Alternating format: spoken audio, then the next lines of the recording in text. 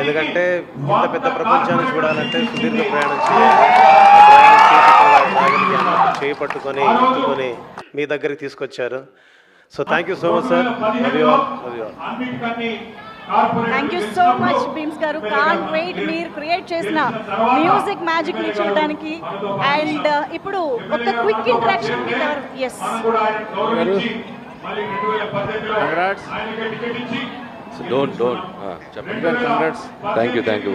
So vintage vibe తీసుకొచ్చారు, చాలా బాగుంది. Thank you. మ్యూజిక్ దగ్గర నుంచి చేశారు, బాగా చేశారు. ఇప్పుడు మీరు మైక్ తీసుకునే ముందు మీ ఫ్యాన్స్ స్పేస్ ఇచ్చి తర్వాత మీరు మాట్లాడండి. మమ్మల్ని మాట్లాడండి సార్. ఎక్కువ మాట్లాడలేదు, ఎందుకంటే ఇచ్చారు. ఇప్పటికే కామెంట్ మీ దృష్టి తీసుకొస్తున్నాను. చెప్పండి సార్. ఎప్పటికీ అనిల్ రావుపూడి సినిమా టైటిల్ కింద సంక్రాంతికి వస్తున్నా, పండగకి వస్తున్నా అనేది మస్ట్గా ఉంటుందా? అవకాశం ఉన్న ప్రతిసారి ఉంటుంది. అవకాశం ఉంటే మాత్రం ప్రతిసారి ఉంటుంది.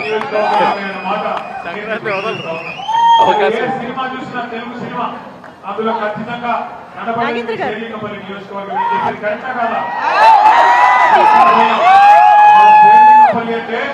అభివృద్ధికి నమూనాగా మారింది. Congratulations all the team. First of all great occasion. అభివృద్ధి ఒక మచ్చుతున్నట్టుగా ఉదాహరణగా మిగతా అన్ని ప్రాంతాల్లో కూడా చిరంజీవితో వస్తున్నందుకు it is a great occasion on the eve of the birthday. First point. Second point, మీరు చేసే సినిమాల్లోని ఎంటర్టైన్మెంట్ షోస్ ఉంటుంది. అంటే చిరంజీవి నోన్ ఆయనకి ఎన్నో రికార్డు.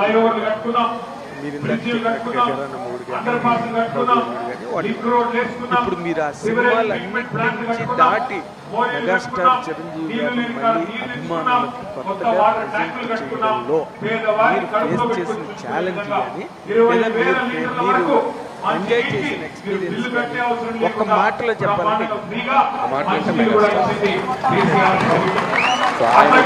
కంఫర్ట్. ఈరోజు కాంగ్రెస్ ప్రభుత్వం వచ్చినాక ఏం చేసింది అనేది తర్వాత విషయం.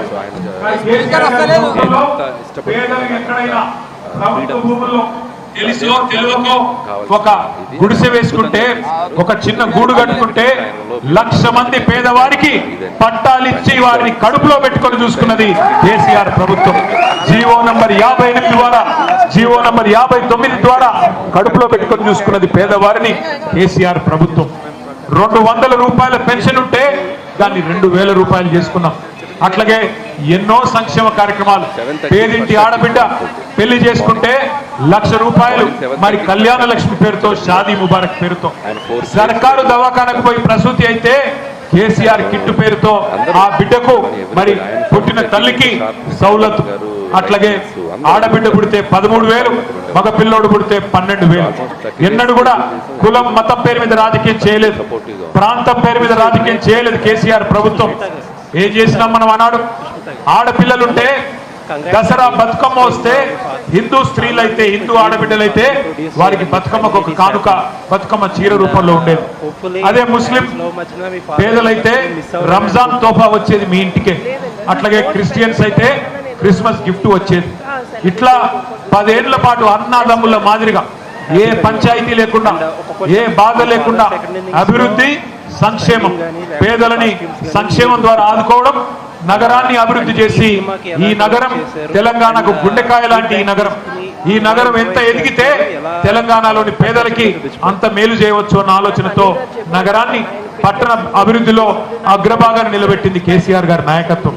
ఇదంతా మీకు ఎందుకు చెప్తున్నా అంటే మీకు తెలియదని కాదు, తెలుసు కాబట్టే 2023లో కూడా హైదరాబాద్ లో ఒక్క సీటు కూడా కాంగ్రెస్ కి ఇవ్వకుండా మొత్తం గులాబీ జెండానే ఎగిరేసింది ఏ హైదరాబాద్ ప్రజలనే మాట కూడా నేను గుర్తు చేస్తా ఉన్నాను. మీ శేర్లింగంపల్లి నియోజకవర్గంలో కూడా బ్రహ్మాండమైన మెజారిటీనిచ్చి మీరు ఎమ్మెల్యే గారిని గెలిపించారు.